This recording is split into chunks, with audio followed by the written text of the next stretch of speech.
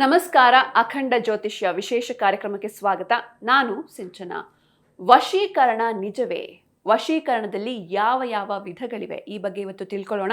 ಈ ಕುರಿತು ತಿಳಿಸಿಕೊಡಲು ನಮ್ಮೊಂದಿಗಿದ್ದಾರೆ ವಿದ್ವಾನ್ ಶ್ರೀ ಶ್ರೀನಿಧಿ ಹೊಳ್ಳ ಗುರೂಜಿಯವರು. ಶ್ರೀಯುತರು ಪ್ರಖ್ಯಾತ ಜ್ಯೋತಿಷಿಗಳು ಹಾಗೂ ಮಾಂತ್ರಿಕರು. ಬನ್ನಿ ಗುರುಗಳನ್ನ ಕಾರ್ಯಕ್ರಮಕ್ಕೆ ಸ್ವಾಗತಿಸೋಣ. ನಮಸ್ಕಾರ ಗುರೂಜಿ, ಕಾರ್ಯಕ್ರಮಕ್ಕೆ ಸ್ವಾಗತ.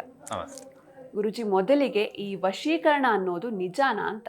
ವಶೀಕರಣಾದಿಗಳು ಅನ್ನುವಂಥದ್ದು ಬರುವಂಥದ್ದೆಲ್ಲವೂ ಇದೆಲ್ಲ ಏನು ಅಂದರೆ ಮಾಂತ್ರಿಕ ವಿಭಾಗದಲ್ಲಿ ಬರುವಂಥದ್ದು. ಏನು ವಶೀಕರಣ ಅಂತ ಕೇಳಿದರೆ, ಹಾಗಾದರೆ ವೀಕ್ಷಕರೆಲ್ಲ ಯೋಚನೆ ಮಾಡ್ತಾ ಇರ್ತಾರೆ, ಯಾಕೆ ಇದನ್ನು ತಪ್ಪು ಕೆಲವೊಂದು ಕೆಟ್ಟ ವಿಚಾರಗಳನ್ನೇ ವಿಮರ್ಶೆ ಮಾಡ್ತಾರೆ ಅನ್ನುವಂಥದ್ದು. ಹಾಗೆ ಜ್ಯೋತಿಷ್ಯ ಶಾಸ್ತ್ರಕ್ಕೂ ಹಾಗೆ ಧಾರ್ಮಿಕ ವಿಧಿವಿಧಾನಗಳಿಗೂ ಅವಿನಾಭಾವವಾಗಿರ್ತಕ್ಕಂಥ ಸಂಬಂಧ ಅನ್ನುವಂಥದ್ದು ಇರ್ತದೆ. ಹೇಗೆ ಮನುಷ್ಯನಲ್ಲಿ ಬ್ರಾಹ್ಮಣ, ಕ್ಷತ್ರಿಯ, ವೈಶ್ಯ, ಶೂದ್ರ ಅನ್ನುವಂತಹ 4 ವರ್ಣಾಶ್ರಮಗಳಿದ್ದಾವೆಯೋ, ಅದೇ ರೀತಿಯಾಗಿ ದೇವತಾ ಚಿಂತನೆಯಲ್ಲಿಯೂ ಸಾತ್ವಿಕ, ರಾಜಸ, ತಾಮಸ ಶಕ್ತಿಗಳು ಅನ್ನುವಂಥದ್ದಿದೆ. ಹಾಗಾದರೆ ಈ ತಮೋಪ್ರಧಾನವಾಗಿರುವಂಥ ದೇವತೆಗಳ ಕೆಲಸ ಏನು ಅಂತ ಕೇಳಿದರೆ, ಒಬ್ಬರಿಗೆ ಒಳ್ಳೇದು ಮಾಡುವಂಥ ಕೆಲಸಗಳಲ್ಲ. ಯಾಕೆ ಅಂತ ಕೇಳಿದರೆ, ಮುಂಚೆನೇ ಹೇಳಿದ ಹಾಗೆ ಅವುಗಳೆಲ್ಲವೂ ಸಮೇತ ಘೋರ ಭಯಂಕರ ರೂಪದಲ್ಲಿ ಇರ್ತದೆ. ಮತ್ತು ಆ ದೇವತಾರಾಧನೆಯನ್ನು ಮಾಡುವಂಥದ್ದು ಸಮೇತ ವಿಧಿವಿಧಾನಗಳು ಸಮೇತ ಅಷ್ಟೇ ಘೋರ ರೂಪವಾಗಿ ಇರ್ತದೆ. ಆ ದೇವತೆಗಳ ಕೆಲಸ ಏನು ಅಂತ ಕೇಳಿದರೆ, ಕೇವಲ ದಂಡಿಸುವಂಥದ್ದು, ಒಬ್ಬರನ್ನ ಹಿಂಸಿಸುವಂಥದ್ದು, ಅಥವಾ ಈ ಧರ್ಮ ವಿರೋಧ ಕೆಲಸಗಳನ್ನು ಮಾಡುವವರನ್ನ ಮರಣವನ್ನೂ ಸಹಿತ ಕೊಟ್ಬಿಡ್ತದಂತೆ ಅಂತ ಹೇಳಿದರೆ, ಅಷ್ಟು ಅವರಿಗೆ ಅತಿಯಾಗಿರ್ತಕ್ಕಂಥ ಪೆಟ್ಟು ಕೊಡ್ತದೆ. ಅದಕ್ಕೆ ಕೆಲವ್ರು ಹೇಳ್ತಿರ್ತಾರೆ, ಅವ್ನು ತುಂಬ ಮೆರಿತಾ ಇದ್ದಾನೆ, ಭಗವಂತ ಯಾವಾಗ ಕರ್ಕೊಂತಾನೆ ಗೊತ್ತಿಲ್ಲ ಅಂತ ಹೇಳಿ. ಅದೆಲ್ಲ ಈ ದೇವರಾದರೂ ಅಷ್ಟೇ. ಏನು ಅಂತ ಕೇಳಿದರೆ, ಸಾತ್ವಿಕ ಶಕ್ತಿಗಳು ಯಾವಾಗಲೂ ಆ ದೇವರ ಮರಣ ಹೊಂದುವಂಥ ಇದನ್ನೆಲ್ಲ ಮಾಡೋದಿಲ್ಲ. ಆದರೆ ಆ ದೇವರಿಗೆ ಒಂದಿಷ್ಟು ಜನ ಅಸಿಸ್ಟೆಂಟ್ ಅಂತ ಇರ್ತಾರಂತೆ. ಅಂತ ಹೇಳಿದರೆ, ಈ ದೇವರ ಕೋಪ ಬಂದ, ಈಗ ಒಂದು ದೇವರಿಗೆ ಒಂದು ಕೋಪ ಬಂತಪ್ಪ, ಆಗ ಒಂದು ಗಣಗಳು ಹುಟ್ಟುಕೊಳ್ತು. ಅದಾದ ನಂತರದಲ್ಲಿ ದೇವರ ಅಂಗದೇವತೆಗಳು ಅಂತ ಇರ್ತದೆ, ಒಂದೊಂದು ಅಂಗಕ್ಕೂ ಒಂದೊಂದು ದೇವತೆ ಅಂತ ಇರ್ತದೆ. ಹಾಗೆ ಒಂದು ದೇವರು, ಎಲ್ಲ ದೇವರುಗಳ ಸಮೇತ ನಾವು ನೋಡಿದಾಗ ಏನು, ನಮ್ಮ ಹಿಂದ್ಗಡೆ ಇರುವಂಥ ಶಿವನನ್ನು ನೋಡಿದ್ರು ಸಮೇತ ಅವನು ಧ್ಯಾನಾಸಕ್ತನಾಗಿ ಕೂತಿರುವಂಥದ್ದು. ಅವನ ಸ್ಮಶಾನವಾಸಿ ಆದ ಅಂತ ಆದರೆ ಏನು ಇಟ್ಕೊಳ್ತಾನೆ? ಕೈಯಲ್ಲಿ ತ್ರಿಶೂಲವನ್ನು ಇಟ್ಕೊಳ್ತಾನೆ. ಹಾಗೆ ಪ್ರತಿಯೊಂದು ದೇವತೆಗೂ ಸಮೇತ ಅವರದ್ದೇ ಆಗಿರ್ತಕ್ಕಂತಹ ಆಯುಧಗಳು ಅಂತ ಇರ್ತದೆ. ಆ ಆಯುಧಗಳಿರುವಂಥದ್ದೇ ದುಷ್ಟರನ್ನ ಸಂಹಾರ ಮಾಡಲಿಕ್ಕಾಗಿ ಮತ್ತೆ ಶಿಷ್ಟರನ್ನ ರಕ್ಷಣೆ ಮಾಡಲಿಕ್ಕಾಗಿ ಅನ್ನುವಂಥದ್ದು ನಮಗೆಲ್ಲ ತಿಳಿದಿರುವಂಥ ವಿಷಯ. ಆ ದೇವತೆಗಳು ಹೇಗಿರ್ತದೆ ಅಂತ ಕೇಳಿದರೆ, ಘೋರ ಭಯಂಕರ ರೂಪದಲ್ಲಿ ಇರ್ತದೆ. ಯಾಕಾಗಿ ಅಂತ ಕೇಳಿದರೆ, ದಂಡಿಸುವಾಗ ದಂಡಿಸುವಂಥದ್ದೇ ಒಂದು ಗತ್ತಿರ್ಬೇಕಂತ ಕೆಲವರು ಹೇಳ್ತಿರ್ತಾರೆ. ನೀನು ಹಾಕಿರುವಂಥ ಡ್ರೆಸ್ಸಿಗಾದರೂ ಒಂದು ಗತ್ತು ಬೇಡುವ ಮರೆ, ಸರಿಯಾಗಿರೋ, ನಾನು ಸ್ವಲ್ಪ ಸ್ಟ್ರೈಟ್ ಸಡನ್ನಾಗಿ ಕೂತಿರಂತ ಹೇಳ್ತಾರೆ. ಅದು ಆ ಒಂದು ಕಾರ್ಯಕ್ಷೇತ್ರವನ್ನು ಮಾಡುವಂಥ ಸಂದರ್ಭದಲ್ಲಿ ಆ ವ್ಯಕ್ತಿ ಕೂತಂಥವನು ಹಾಗಿರಬೇಕು. ಈಗ ನವರಾತ್ರಿ ಉತ್ಸವಾದಿಗಳನ್ನು ಮಾಡ್ತಾರೆ, ಮೇಲ್ ಕೂತಂಥ ರಾಜರು ಅಲ್ಲಿ ಕೂತ್ಕೊಂಡು ಏನಾದರೂ ಆಟ ಆಡ್ತಾರ? ಗಾಂಭೀರ್ಯದಿಂದ ಕೂತಿರ್ತಾರೆ. ಯಾಕಾಗಿ ಅಂತ ಕೇಳಿದರೆ, ಅದು ರಾಜನ ಗತ್ತು ಅಂತ ಹೇಳಿ. ಹಾಗೆಯೇ ಈ ತಮೋಪ್ರಧಾನವಾಗಿರ್ತಕ್ಕಂಥ ವಿಚಾರಗಳಲ್ಲೂ ಅಷ್ಟೇ. ಎಲ್ಲ ಬರುವುದು ಒಬ್ಬರನ್ನು ದಂಡಿಸುವಂಥದ್ದು, ಒಬ್ಬರನ್ನ ಸಂಮೋಹಿತರನ್ನಾಗಿ ಮಾಡುವಂಥದ್ದು, ಜನಸ್ತಂಭನಾದಿಗಳನ್ನು ಮಾಡುವಂಥದ್ದು, ಜನ ವಶೀಕರಣವನ್ನು ಮಾಡುವಂಥದ್ದು. ಯಾವುದೋ ಒಂದು, ಈಗ ನಾನು ಹೋಗ್ತೇನೆ, ಯಾವುದೋ ಒಂದು ಉನ್ನತವಾಗಿರ್ತಕ್ಕಂಥ ಸಭೆಗೆ ಹೋಗ್ತೇನೆ, ಅಲ್ಲಿದ್ದವರೆಲ್ಲರನ್ನೂ ಸಮೇತ ಮಂತ್ರಮುಗ್ಧರನ್ನಾಗಿ ಮಾಡಿ ಅವರೆಲ್ಲರೂ ನಾವು ಹೇಳುವಂಥ ಮಾತನ್ನು ಕೇಳಲೇಬೇಕು ಅನ್ನುವಂಥದ್ದು ಕೆಲವೊಂದು ಪ್ರಯೋಗಗಳನ್ನು ಮಾಡುವಂಥದ್ದಿದೆ. ವಿದ್ವಜ್ಜನ ವಶೀಕರಣ ಅನ್ನುವಂಥದ್ದಿದೆ. ಅಂತ ಹೇಳಿದರೆ, ಎಲ್ಲ ರೀತಿಯಾಗಿರ್ತಕ್ಕಂತಹ ಜನರನ್ನ ತನ್ನೆಡೆಗೆ ಸೆಳೆದುಕೊಳ್ಳುವಂತಹ ಒಂದು ಪ್ರಯೋಗನೇ ವಶೀಕರಣ ಅಂತ ಹೇಳಿ. ಹಾಗೆ ಈ ವಶೀಕರಣಾದಿಗಳನ್ನು ಮಾಡುವಂಥ ಸಂದರ್ಭಗಳಲ್ಲಿ ಹೇಗೆ ಮಾಡ್ತಾರೆ? ವಶೀಕರಣ ಅನ್ನುವಂಥದ್ದು ನಿಜ ಅಂತ ಹೇಳಲಿಕ್ಕೆ ಬಹಳಷ್ಟು ಕಾರಣಗಳಿದೆ. ಈಗ ಮನ್ಮಥ ಅನ್ನುವಂಥವನು, ಈಗ ಶಿವನಿಗೂ ಹಾಗೆ ಮಾಯೆಗೂ ಕೆಲವೊಂದು ವಿಧಿಗಳು ಬರಬೇಕನ್ನುವಂಥ ದೃಷ್ಟಿಯಿಂದ ಮನ್ಮಥನೇ ಬಾಣವನ್ನು ಬಿಟ್ಟುಬಿಡ್ತಾನೆ. ಮನ್ಮಥನ ಹತ್ರ ಇರುವಂಥದ್ದು 5 ಪುಷ್ಪ ಬಾಣಗಳು ಅನ್ನುವಂಥದ್ದು ಸಂಮೋಹನ ಶಕ್ತಿಯನ್ನು ಒಳಗೊಂಡಂತಹ ಶಕ್ತಿಯೇ. ಅದಿರುವಂಥದ್ದು ಸಮೇತ ಸಂಮೋಹಿತರನ್ನಾಗಿ ಮಾಡಲಿಕ್ಕೆ, ಅರ್ಥಾತ್ ವಶೀಕರಣಾದಿಗಳನ್ನು ಮಾಡಲಿಕ್ಕೆ. ಹಾಗಾದರೆ ವಶೀಕರಣ ಪ್ರಯೋಗಾದಿಗಳನ್ನು ಮಾಡುವಂಥದ್ದು ಹೇಗೆಲ್ಲ ಮಾಡ್ತಾರೆ? ಮೊದಲು ವಶೀಕರಣ ಅನ್ನುವಂಥದ್ದು ಬರುವಂಥದ್ದು ಎಲ್ಲಿ ಅನ್ನುವಂಥದ್ದು ನೋಡೋದಾದರೆ, ಈ ಪ್ರತಿಯೊಂದು ದೇವತೆಗಳಿಗೂ ಸಮೇತ ಆ ದೇವತೆಗಳನ್ನು ತಾಂತ್ರಿಕವಾಗಿ ನಾವು ಆರಾಧನೆ ಮಾಡುವಂಥ ಸಂದರ್ಭದಲ್ಲಿ ಎಲ್ಲ ತಾಂತ್ರಿಕರಿಗೂ ಅಥವಾ ಎಲ್ಲ ಮಂತ್ರವಾದಿಗಳ ಹತ್ರನೂ ಒಂದು ವಿಧಿ ಅನ್ನುವಂಥದ್ದು ಇರ್ತದೆ. ಅದನ್ನ ಷಟ್ ಪ್ರಯೋಗ ಅಂತ ಹೇಳ್ತಾರೆ. ಅಂತ ಹೇಳಿದ್ರೆ 6 ಪ್ರಯೋಗಗಳು ಅಂತ ಹೇಳಿ. ಆ 6ರಲ್ಲಿ ಒಂದು ಪ್ರಯೋಗ ಬರುವಂಥದ್ದು ಈ ವಶೀಕರಣ ಅಥವಾ ಸಂಮೋಹನ ಅಥವಾ ವಶ್ಯಾದಿಗಳು, ವಶ್ಯ ಅಂತ ಹೇಳಿ ಹೇಳ್ತಾರೆ. ಆ ವಶ್ಯಾದಿಗಳನ್ನ ಮಾಡುವಂಥದ್ದೇ ಏನಕ್ಕೆ ಅಂತ ಕೇಳಿದ್ರೆ ಒಬ್ಬರು ನನ್ನ ಅಧೀನದಲ್ಲಿರಬೇಕು ಅಂತ ಹೇಳಿ. ಕೆಲವೊಂದು ನೀವು ಚಲನಚಿತ್ರಗಳಲ್ಲಿ ನೋಡಿರ್ಬೋದು, ವಶೀಕರಣಾದಿಗಳನ್ನು ಮಾಡಿದ್ರೆ ಆ ವ್ಯಕ್ತಿ ಹೇಳಿದಂಥ ರೀತಿಯಲ್ಲೆಲ್ಲ ಅವ್ರು ಮಾಡ್ತಾ ಹೋಗ್ತಾರೆ. ಅಂತ ಹೇಳಿದ್ರೆ ನೀ ತಲೆ ಕಟ್ಕೊಂಡಿರೋದನ್ನು ಬಿಚ್ಚಾಕಂತ ಹೇಳಿದ್ರೆ ತಲೆ ಕಟ್ಕೊಂಡಿರೋದನ್ನು ಬಿಚ್ಚಾಕಿ ಬಿಡ್ತಾರೆ, ಅಥವಾ ನೀ ಚಪ್ಪಲಿ ಬಿಟ್ಟು ಬಾ ಅಂತ ಹೇಳಿದ್ರೆ ಚಪ್ಪಲಿ ಬಿಟ್ಟು ಬರುವಂಥದ್ದೆಲ್ಲ ಆಗ್ತದೆ. ಯಾಕಾಗಿ ಅಷ್ಟು ಆಗ್ತದೆ ಅಂತ ಕೇಳಿದ್ರೆ ಹಿಂದಿನ ಕಾಲದ ಫಿಲಮಲ್ಲೇ ಅದೆಲ್ಲ ಬರ್ತಿದ್ದಿದೆ. ಯಾಕಂದ್ರೆ ಆಗಿನ ಕಾಲದಲ್ಲಿ ಇದ್ರು ಸಾಧಕರಷ್ಟು, ಹಾಗಾಗಿ ವಿಷಯಗಳು ಗೊತ್ತಾಗ್ತಿತ್ತು. ಈಗಿನ ಕಾಲದಲ್ಲಿ ಅದೆಲ್ಲ ಬರೋದಿಲ್ಲ. ವಶೀಕರಣ ಅಂತ ಈಗ ಮಾಡಿಬಿಡೋದು, ಅದನ್ನ ತಗೊಂಡೋಗ ಅಂತ ಹೇಳಿ ಹೇಳ್ತಾರೆ. ಆದ್ರೆ ಹಾಗಲ್ಲ. ಅದು ಆ ದೇವರ ಶಕ್ತಿಗಳನ್ನ ಮಾಡುವಂತ ಸಾಧಕ ಅಕ್ಷರ ಲಕ್ಷ ಜಪಾದಿಗಳನ್ನ ಮಾಡಿರ್ಬೇಕು.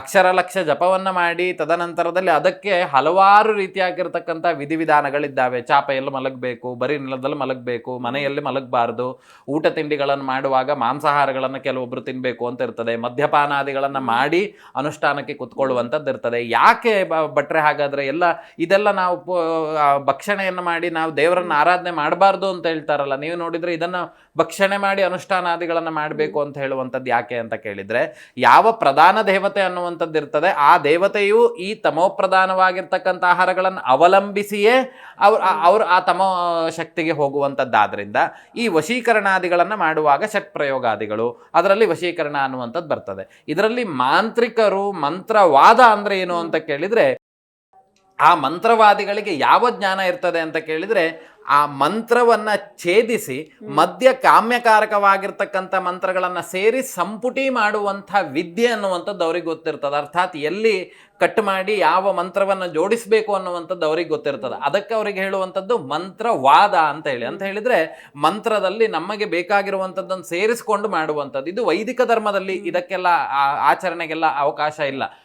ವೈದಿಕ ಅದರಲ್ಲಿ ಒಂದು ಸೂಕ್ತವನ್ನು ಹೇಳಿದ್ರೆ ಆ ಸೂಕ್ತ ಪೂರ್ಣವಾಗಿ ಹೇಳಬೇಕು, ಅದನ್ನು ನಾವು ಛೇದಿಸುವಂಥದ್ದೆಲ್ಲ ಮಾಡ್ಲಿಕ್ಕೆ ಬರಲ್ಲ. ಆದರೆ ಮಂತ್ರವಾದದಲ್ಲಿ ಏನು ಅಂತ ಕೇಳಿದ್ರೆ ಈ ವಶೀಕರಣ ಆಗಿರ್ಬೋದು ಅಥವಾ ಸ್ತಂಭನಾದಿಗಳಾಗಿರ್ಬೋದು, ಇದರಲ್ಲೆಲ್ಲವೂ ಸಮೇತ ಏನಾಗ್ತದೆ ಅಂತ ಕೇಳಿದ್ರೆ ಒಂದು ಮಂತ್ರವನ್ನ ಛೇದಿಸುವಂಥದ್ದು, ಅರ್ಥಾತ್ ಕಟ್ ಮಾಡಿ ನಮಗೆ ಬೇಕಾಗಿರುವಂಥದ್ದು ಅದರೊಟ್ಟಿಗೆ ಸೇರಿಸಿ ಅದನ್ನು ತೆಗೆದುಬಿಟ್ಟು ಸಮರ್ಪಣೆ ಮಾಡೋದು. ಅಂದ್ರೆ ಅದನ್ನ ನಾವು ಮತ್ತೆ ಪುನಃ ಮನನಾತ್ರ ಆಯತೆ ಇತಿ ಮಂತ್ರ ಅಂತ ಹೇಳಿದ್ರೆ ಅದನ್ನ ಪುನಃ ಪಠಿಸುವಂಥದ್ದು. ಅಥವಾ ಆ ವಶೀಕರಣಾದಿಗಳನ್ನ ಮಾಡ್ಲಿಕ್ಕೆ ಒಂದು ಸಂಖ್ಯೆಯನ್ನು ಹೇಳಿರ್ತಾರೆ. ಅಂತ ಹೇಳಿದ್ರೆ ಇಷ್ಟು ಸಂಖ್ಯೆಯಲ್ಲಿ ಜಪಾದಿಗಳಾಗಬೇಕು ಅಂತ, ಆ ಜಪಾದಿಗಳನ್ನ ಹೆಚ್ಚು ಮಾಡ್ತಾ ಹೋಗುವಂಥದ್ದು. ಮತ್ತೆ ತರ್ಪಣಾದಿಗಳನ್ನ ಕೊಡುವಂಥದ್ದು. ಕೆಲವೊಂದು ಕಡೆ ಜ್ವಾಲಾ ತರ್ಪಣ ಅಂತ ಹೇಳಿ ಕೊಡ್ತಾರೆ, ಇನ್ನು ಕೆಲವೊಂದು ಕಡೆ ಈ ಸುಣ್ಣದ ನೀರನ್ನ ಅರಿಶಿನವನ್ನ ಹಾಕಿ ಅದಕ್ಕೆ ಎಳನೀರನ್ನ ಹಾಕಿ ಕೆಲವೊಂದು ಈ ತರ್ಪಣಕ್ಕೆ ಸಿದ್ಧಪಡಿಸುವಂತ ಕೆಲವೊಂದು ವಸ್ತುಗಳೇ ಇದ್ದಾವೆ, ಅವುಗಳನ್ನ ಬಳಸ್ಕೊಳ್ಳುವಂಥದ್ದಾಗಿರಬಹುದು. ಇವೆಲ್ಲವನ್ನ ಬಳಸುವಂಥದ್ದು ಏನಾಗ್ತದೆ ಅಂತ ಕೇಳಿದ್ರೆ ಅಲ್ಲಿ ತಮೋಪ್ರಧಾನವಾಗಿರುವಂಥ ಶಕ್ತಿಯನ್ನೇ ಹೆಚ್ಚು ಮಾಡುವಂಥದ್ದು. ಆಗ ಏನಾಗ್ತದೆ, ಆ ಮನುಷ್ಯ ಪ್ರಯೋಗ ಅನ್ನುವಂಥದ್ದು ಅಷ್ಟು ತೀಕ್ಷ್ಣವಾಗಿದ್ರೆ, ಮಾಡುವವನು ಅಷ್ಟು ಶಕ್ತಿಯುತವಾಗಿದ್ರೆ ಅವರು ಹೇಳಿದಂತೆ ಕೇಳುವಂಥದ್ದೆಲ್ಲ ಆಗ್ತಾ ಹೋಗ್ತದೆ. ಅಥವಾ ನಾವು ಯಾವುದೋ ಒಂದು ಸಭೆಗೆ ಹೋಗಿರ್ತೇವೆ, ಅಲ್ಲಿ ನಾವು ಹೇಳಿದಂಥ ಮಾತುಗಳನ್ನು ಬಿಟ್ಟು ಅವ್ರ ಮನಸ್ಸಿನಲ್ಲಿ ಬೇರೆ ಏನು ಉಳಿದಲೇ ಇರುವಂಥ ರೀತಿಯಲ್ಲಿ ಮಾಡುವಂಥದ್ದು. ಈ ಕೆಲವೊಂದು ರಾಜಕಾರಣದ ವಿಚಾರಗಳಲ್ಲಿ ಜನರನ್ನ ಓಲೈಕೆ ಮಾಡುವಂಥ ಸಂದರ್ಭಗಳಲ್ಲಿಯೂ ಈ ಪ್ರಯೋಗಾದಿಗಳನ್ನು ಕೆಲವರು ಮಾಡುವವರಿದ್ದಾರೆ. ಅಥವಾ ಆ ಸಂಮೋಹನ ಶಕ್ತಿ, ವಶೀಕರಣ ಶಕ್ತಿಗಳನ್ನು ಬಳಸಿ ಯಾವುದಾದ್ರೂ ವಸ್ತುಗಳಿಗೆ ಅಭಿಮಂತ್ರಣೆ ಮಾಡಿ ಅದನ್ನ ಎಲ್ಲರಿಗೂ ಹಂಚುವಂಥದ್ದೆಲ್ಲ ಇರ್ತದೆ. ಇವೆಲ್ಲ ಮಾಂತ್ರಿಕ ವಿಭಾಗದಲ್ಲಿ ಬರುವಂಥದ್ದಾದ್ರೆ ಯಾಕೆ ಈ ವಿಚಾರಗಳು ನಾವು ಸುಲಲಿತವಾಗಿ ಅಷ್ಟನ್ನು ಹೇಳ್ತಾ ಇದ್ದೇವೆ ಅಂತ ಕೇಳಿದ್ರೆ ಇದರ ಬುಡ ಅನ್ನುವಂಥದ್ದು ಇರ್ತದೆ. ಅಂತ ಕೇಳಿದ್ರೆ ಈ ದೇವತಾ ಆರಾಧನೆಯನ್ನು ಮಾಡಿದ್ರೆ ಈ ಶಕ್ತಿಗಳು ಸಂಪಾದನೆ ಮಾಡ್ಲಿಕ್ಕೆ ಆಗ್ತದೆ. ಅಂತಹ ಶಕ್ತಿಗಳನ್ನ ಅಕ್ಷರ ಲಕ್ಷ ಜಪಾದಿಗಳನ್ನ ಮಾಡುವಂಥದ್ದು. ಮತ್ತೆ ನಿಷೀಧ ಕಾಲದಲ್ಲಿ ರಾತ್ರಿ ಭಗವತಿ ಸಂಚಾರಕ್ಕೆ ಹೊರಟಂತ ಸಂದರ್ಭಗಳಲ್ಲಿ ಅದರ ಜಪಾದಿಗಳನ್ನ ಮಾಡಿ ಮೊದಲು ನಾನೇನ್ ಮಾಡಿರ್ಬೇಕು, ಈಗ ನಾನು ಯಾರಿಗೋ ನಾನೊಬ್ಬ ಮಂತ್ರವಾದಿ ಅಂದ್ರೆ ನಾನು ಒಬ್ಬರಿಗೆ ಮಾಡ್ಕೊಡ್ತೇನೆ ಅಂತ ಆದ್ರೆ ನಾನು ಫಸ್ಟ್ ನೋಡುದೇನು ಅಂತ ಕೇಳಿದ್ರೆ ಇದು ಸರಿಯೋ ತಪ್ಪೋ, ಅಧರ್ಮವೋ ಧರ್ಮವೋ ಅನ್ನುವಂಥದ್ದು ನಾನು ನೋಡ್ತೇನೆ. ನಾನು ಅವರಿಗೆ ಮಾಡ್ಕೊಡ್ಬೇಕಂತಾದ್ರೆ ನನ್ನಲ್ಲಿ ಏನಾದ್ರೂ ಶಕ್ತಿ ಇರ್ಬೇಕು. ಅರ್ಥಾತ್ ಬ್ಯಾಂಕಲ್ಲಿ ಏನಾದ್ರೂ ಸ್ವಲ್ಪ ತಗೊಂಡೋಗಿ ಹಣ ಇಟ್ಟರೆ ಇಂಟ್ರೆಸ್ಟ್ ಅನ್ನುವಂಥದ್ದು ಬರ್ತದೆ. ಸುಮ್ಮನೆ ಹೋಗಿ ನನಗೆ ಇಂಟ್ರೆಸ್ಟ್ ಕೊಡಿ ಅಂತ ಹೇಳಿದ್ರೆ ಕೇಳೋದಿಲ್ಲ. ಎಷ್ಟು ಸಲ ಕೇಳಿದ್ರು ಅವ್ರು ಏನು ಹೇಳೋದು, ಮೊದಲು ನೀವು ಬಂಡವಾಳವನ್ನು ಇಡಿ ಆಮೇಲೆ ನಿಮಗೆ ಇಂಟ್ರೆಸ್ಟ್ ಅನ್ನುವಂಥದ್ದು ಆಟೋಮೆಟಿಕ್ ಆಗಿ ಬರ್ತದೆ ಅಂತ ಹೇಳಿ. ಹಾಗೆ ಇಲ್ಲಿ ವಶೀಕರಣ ಇತ್ಯಾದಿಗಳನ್ನ ಮಾಡುವಂತ ಮಾಂತ್ರಿಕ ಮೊದಲು ಅವನು ಶಕ್ತನಾಗಿರ್ಬೇಕು, ಅವನಲ್ಲಿ ಆ ಶಕ್ತಿ ಅನ್ನುವಂಥದ್ದು ಇರಬೇಕು. ಅವನಲ್ಲೇ ಆ ಶಕ್ತಿ ಇಲ್ಲ ಅಂತ ಕೇಳಿದ್ರೆ ಸುಮ್ಮನೆ ಹೋಗೋರೆಲ್ಲ ಅಲ್ಲಿಗೆ ಹೋಗೋದು, ಹಣವನ್ನು ಕಳ್ಕೊಳ್ಳೋದು, ಅವ್ರು ಮಾಡಿಕೊಟ್ಟಿದ್ದನ್ನು ತಗೊಳ್ಳೋದು, ಬರೋದು. ಅದರಲ್ಲಿ ಸುಮಾರು ವಸ್ತುಗಳನ್ನೆಲ್ಲ ಬಳಸ್ತಾರೆ ಅಂತ ಹೇಳಿದ್ರೆ ಈ ಜೀನ್ಸ್ ಆಗಿರಬಹುದು, ಮನುಷ್ಯ ಹಾಕ್ಬಿಟ್ಟಂತ ಕೆಲವರು ಹೇಳಿರ್ತಾರೆ, ನಿಮ್ಮ ತಲೆ ಕೂದಲನ್ನು ಬಾಚಿದ್ರ ಮೇಲೆ ಎಲ್ಲಂದ್ರಲ್ಲಿ ಹಾಕ್ಬೇಡಿ, ಅಥವಾ ಉಗುರನ್ನ ಕಟ್ ಮಾಡಿ ಎಲ್ಲಂದ್ರಲ್ಲಿ ಹಾಕ್ಬೇಡಿ, ಆಮೇಲೆ ನೀವು ಬರೀ ಕಾಲ್ನಲ್ಲಿ ಎಲ್ಲ ಕಡೆ ನಡ್ಕೊಂಡು ಹೋಗ್ಬಾರ್ದು, ಅದಕ್ಕೆ ಪಾದ ರಕ್ಷೆಯನ್ನು ಹಾಕ್ಬೇಕು ಅನ್ನುವಂಥದ್ದು, ಮತ್ತೆ ಹಾಕ್ಬಿಟ್ಟಂತ ಬಟ್ಟೆಗಳನ್ನು ಬೇರೆಯವ್ರಿಗೆ ಕೊಡಬಾರ್ದು, ಮತ್ತೆ ದೃಷ್ಟಿಗಳನ್ನ ಎಲ್ಲರ ಹತ್ರನೂ ಸಮೇತ ದೃಷ್ಟಿಯನ್ನ ಗೋಚರಿಸಿ ಮಾತಾಡುವಂಥದ್ದು ಮಾತಾಡಬಾರ್ದು. ಇವೆಲ್ಲ ಯಾಕಾಗಿ ಹೇಳ್ತಾರೆ ಅಂತ ಕೇಳಿದ್ರೆ, ಈ ಪ್ರಯೋಗಾದಿಗಳನ್ನ ಮಾಡುವವರಿಗೆ ಈ ವಸ್ತುಗಳೆಲ್ಲ ಸಿಕ್ತು ಅಂತ ಆದ್ರೆ ಏನು ಬೇಕಾದ್ರೂ ಮಾಡಬಹುದು. ಒಂದು ಈಗ ಚೈನಾದವರೆಲ್ಲ ರೋಬೋಟ್ ಅನ್ನುವಂಥದ್ದನ್ನು ಮಾಡ್ತಾ ಇದ್ದಾರೆ. ಆ ರೋಬೋಟಿಗೆ ಒಂದು ಮ್ಯಾನುವಲ್ ಅನ್ನುವಂಥದ್ದು ಇರ್ತದೆ, ಇಲ್ಲ ಅಂತ ಹೇಳಿದ್ರೆ ಒಂದು ಕಮಾಂಡ್ ಕೊಡುವಂಥದ್ದು ಇರ್ತದೆ, ಇಲ್ಲ ಅಂತ ಹೇಳಿದ್ರೆ ಒಂದು ರಿಮೋಟ್ ಅನ್ನುವಂಥದ್ದು ಇರ್ತದೆ. ಅರ್ಥಾತ್ ಇದರಿಂದ ಅದನ್ನ ನಾವು ಕಂಟ್ರೋಲ್ ಮಾಡಬಹುದು ಅಂತ ಹೇಳಿ. ಯಾವ ವ್ಯಕ್ತಿಯ ಈ ಜೀನ್ಸ್ ಅನ್ನು ಇರುವಂತ ವಸ್ತುಗಳು, ಹೆಸರು, ರಾಶಿ, ನಕ್ಷತ್ರ, ಕುಲಗೋತ್ರಗಳು ಇತ್ಯಾದಿಗಳು ಸಿಗ್ತದೆಯೋ ಅವರನ್ನ ಸಂಪೂರ್ಣವಾಗಿ ಒಬ್ಬರ ಅಧೀನದಲ್ಲಿರುವಂತೆ, ಈಗ ನಾನೇನೋ ಒಂದು ಹೇಳಿರ್ತೇನೆ, ಅದು ಆದಂತೆ ಅವರು ನಾನೇನು ಹೇಳ್ತೇನೆ ಅದನ್ನು ಅವ್ರು ಮಾಡ್ಲಿಕ್ಕೆ ರೆಡಿ ಇರಬೇಕು. ಇಲ್ಲ ಅಂತ ಹೇಳಿದ್ರೆ ಈ ಚಲನಚಿತ್ರಗಳಲ್ಲಿ ನೀವು ನೋಡಿರ್ಬೋದು, ಬೊಂಬೆಗೆಲ್ಲ ಮೊಳೆ ಹೊಡೆಯೋದು, ಕೈಗೆ ಹೊಡೆದ್ರು ಕೂಡಲೇ ಆ ವ್ಯಕ್ತಿಯ ಕೈಗಲ್ಲಿ ತೊಂದರೆ ಆಗುವಂಥದ್ದು, ಅಥವಾ ಒಂದು ಗೊಂಬೆಗೂ ಮತ್ತೆ ಇನ್ನೊಂದು ಗೊಂಬೆಗೂ ಇಬ್ಬರ ಪ್ರತಿಕೃತಿ ಅಂತ ಹೇಳಿ ಹೇಳ್ತಾರೆ ಅದಕ್ಕೆ. ಆ ಪ್ರತಿಕೃತಿಗಳನ್ನು ಮಾಡುವಂಥದ್ದು ಇವತ್ತಿನ ಕಾಲದಲ್ಲೆಲ್ಲ ಬಟ್ಟೆ ಬೊಂಬೆನ ಯೂಸ್ ಮಾಡ್ತಾ ಇದ್ದಾರೆ. ಆದ್ರೆ ಶಾಸ್ತ್ರದಲ್ಲಿ ಹೇಳಿರುವಂತ ಕೆಲವೊಂದು ಮರದ ಬೊಂಬೆಗಳಿದ್ದಾವೆ, ಕೆಲವೊಂದು ಮರದ ತೊಗಟೆಗಳನ್ನು ಬಳಸಬೇಕು, ಇನ್ನು ಕೆಲವೊಂದು ದೇಹಕ್ಕೆ ಬೇರೆ ರೀತಿಯಾಗಿರ್ತಕ್ಕಂತಹ ಮರದ ಕಲ್ಪನೆಗಳನ್ನು ಹೇಳಿದ್ದಾರೆ. ಅವೆಲ್ಲವನ್ನ ಒಂದು ಗೊಂಬೆ ಆಕಾರದಲ್ಲಿ ಮಾಡಿ ಆ ಬೊಂಬೆಗೆ ಈ ವ್ಯಕ್ತಿಯ ಅಷ್ಟು ವಸ್ತುಗಳನ್ನು ಅದಕ್ಕೆ ಸಿಂಪಡಣೆ ಮಾಡುವಂಥದ್ದು, ಹಾಕುವಂಥದ್ದೆಲ್ಲ ಮಾಡಿ ಅದಕ್ಕೆ ಪ್ರಾಣ ಪ್ರತಿಷ್ಠಾಪನಾದಿಗಳನ್ನ ಮಾಡಿ ತದನಂತರದಲ್ಲಿ ಅದನ್ನ ಪ್ರಯೋಗ ಮಾಡುವಂಥದ್ದು.